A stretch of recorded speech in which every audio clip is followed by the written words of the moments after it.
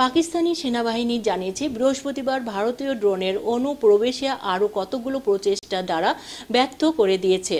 সেনাবাহিনী জারি করা এক বিবৃতিতে দাবি করা হয়েছে যে সফট কিল এবং হার্ড কিল পদ্ধতিতে এখন পর্যন্ত 25টি ইসরায়েলের তৈরি হেরপ ড্রোন ভূপাতিত করা হয়েছে।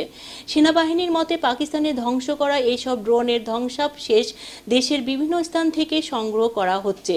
এই বিবৃতিতে কয়েক ঘন্টা আগে সেনাবাহিনীর মুখপাত্র লেফটেন্যান্ট জেনারেল আহমেদ শরীফ এক সংবাদ সম্মেলনে বলেছেন, গত 7 ও 8 মে রাত থেকে ভারত ড্রোনের সাহায্যে অনুপ্রবেশের চেষ্টা করলে 12টি ড্রোন ভূপাতিত করা হয়।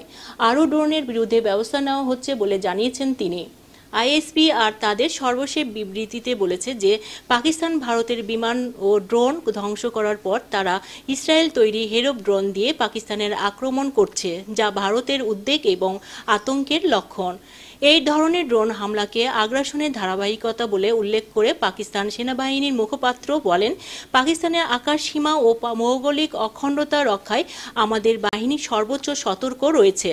তিনি আরও জানান, পাকিস্তান বিমান বাহিনীর ভারতের 5টি যুদ্ধ বিমান ধ্বংস করেছে এবং এর ফলে লাইন অফ কন্ট্রোলে ভারতের পক্ষ উল্লেখযোগ্য প্রাণহানি হয়েছে।